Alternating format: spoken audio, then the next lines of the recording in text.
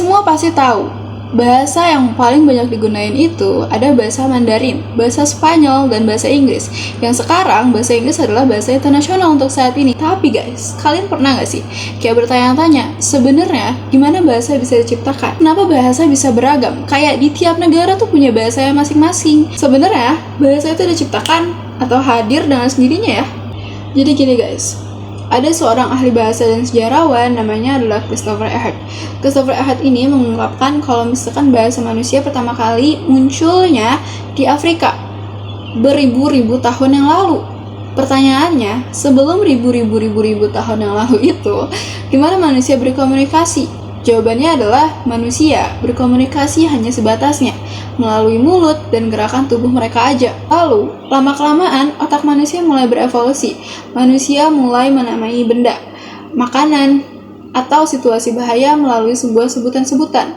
Atau juga mereka mulai menamai sesuai sumber suara yang mereka dengar. Otak manusia mulai berpikir kompleks. Mereka mulai menamai dua benda dalam satu konstruksi kata. Contoh, ini pohon, ini pisang. Digabungin jadi pohon pisang. Kombinasi kata-kata inilah yang menjadi cikal bakal dari bahasa. Sebenarnya, pertanyaan asal-usul bahasa manusia juga udah ada dari zaman dulu kala. Contohnya, ada seorang raja Mesir kuno, namanya adalah Psammetichus II yang memerintah pada tahun 7 sebelum Masehi. Atas rasa penasarannya itu, si raja Psammetichus II ini dengan teganya memerintahkan dua bayi baru lahir untuk dikurung di dalam dua gubuk yang berbeda. Bahkan, para pengasuh yang merawat dua bayi itu diminta untuk merawat tanpa berbicara sama sekali. Jadi si bayi itu dibiarkan tumbuh di dalam gubuk tanpa pengaruh dari manusia di luar gubuk. 2 tahun setelahnya, salah satu bayi terus berucap kata yang berulang, yaitu kata bekos. Di mana kata bekos adalah bahasa Pygrian, yang artinya adalah roti. Dari eksperimen tersebut, si Raja Pygrian II ini berkesimpulan kalau misalkan asal muasal semua bahasa yang ada di dunia ini adalah bahasa Pygrian, karena dapat diucapkan oleh bayi yang baru lahir tanpa diajari sama sekali. Tapi kenapa bahasa di tiap negara itu bisa berbeda? Kalau misalkan si Raja Pygrian II ini bilang semua asal muasal bahasa itu adalah bahasa Pygrian.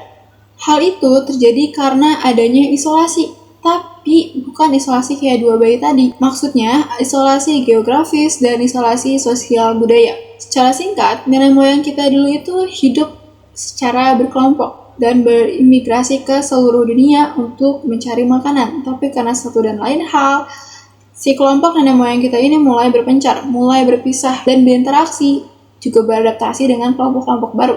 Setelah mereka beradaptasi dan berinteraksi, muncullah bahasa-bahasa baru yang disesuaikan dengan kondisi alam, makanan, dan makhluk hidup di sekitarnya.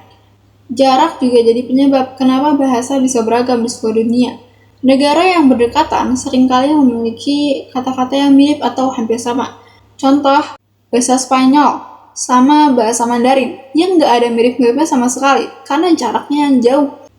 Tetapi seiring dengan berjalannya waktu, dengan adanya globalisasi dan kontak budaya dengan seiring zaman, akhirnya manusia lebih sering beradaptasi lebih sering berkomunikasi. Jadi beberapa bahasa bisa aja punya kemiripan, tapi biasanya dengan struktur kata gramatikal dan kosakata yang unik. Nah, kurang lebihnya kita jadi tahu kan kenapa bahasa bisa kebentuk dan kenapa bahasa tiap daerah atau negara bisa berbeda atau bahkan sama.